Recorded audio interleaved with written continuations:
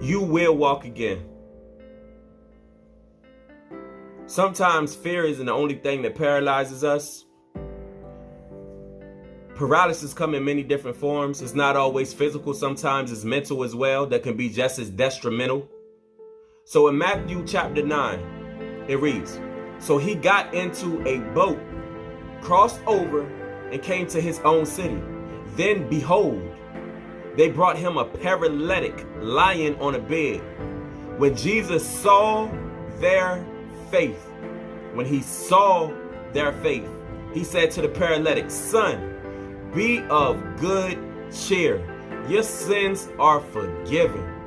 Then later on in the chapter, he tells them to arise, take your bed, go home. Take your bed and go home." See, they brought him the paralytic lying on a bed. To be paralytic it's related to paralysis.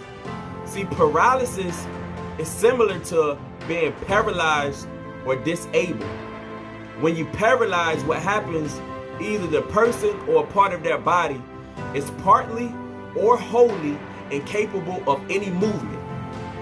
See, incapable is when you're unable to do or achieve something. Many times in life, we find ourselves unable to do or achieve anything. Incapable of moving because our motivations have been disabled. Becoming paralytic prisoners of stagnation that leave our ambitions in a paralyzed state. See, paralysis sets in and we accept the no's. We accept the stop. Right here, this is as far as you go.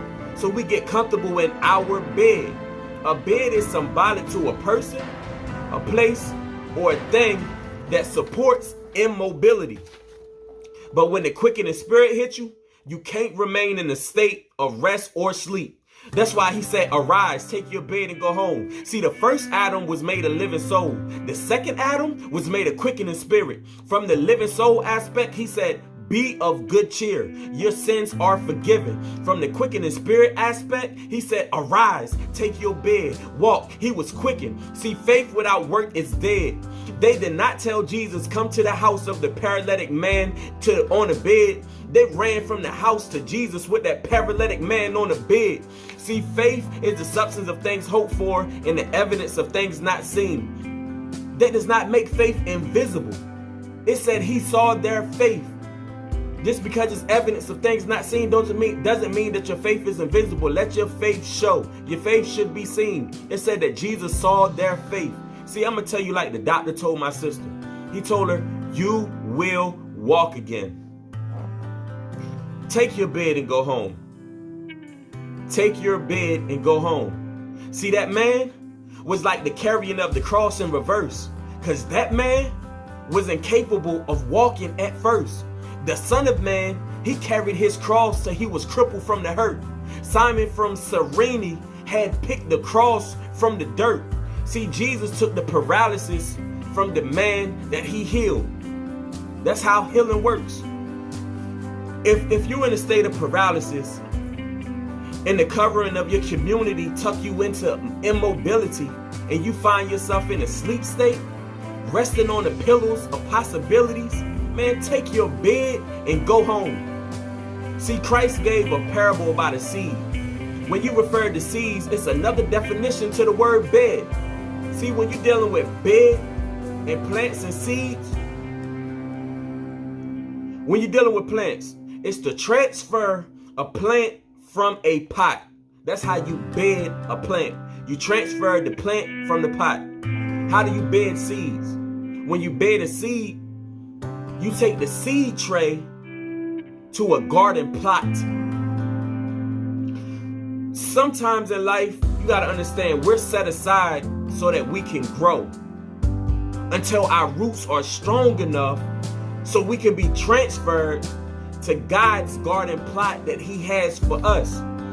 If you're left in a pot, you'll become stagnated. You won't grow. Paralysis will set in. Your roots will stop moving. You'll be paralyzed.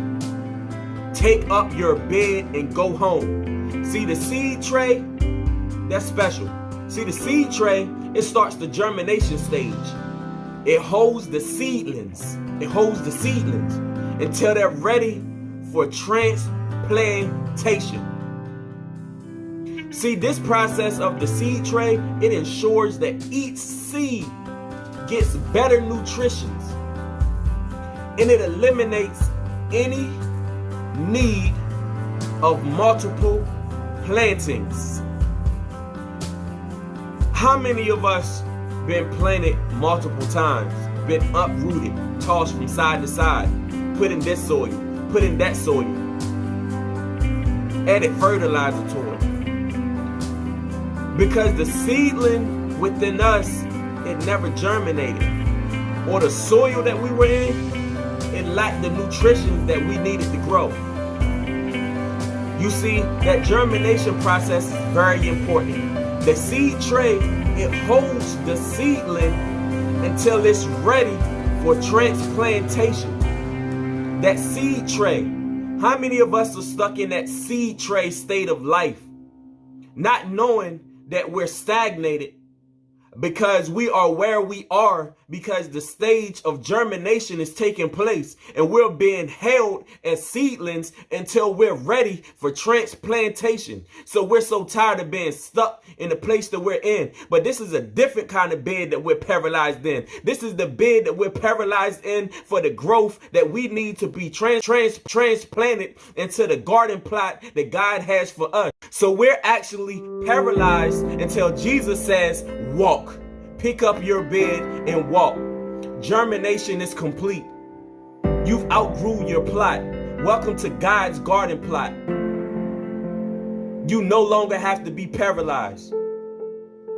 Pick up your bed and welcome home. If you're a seedling or a plant, it doesn't matter.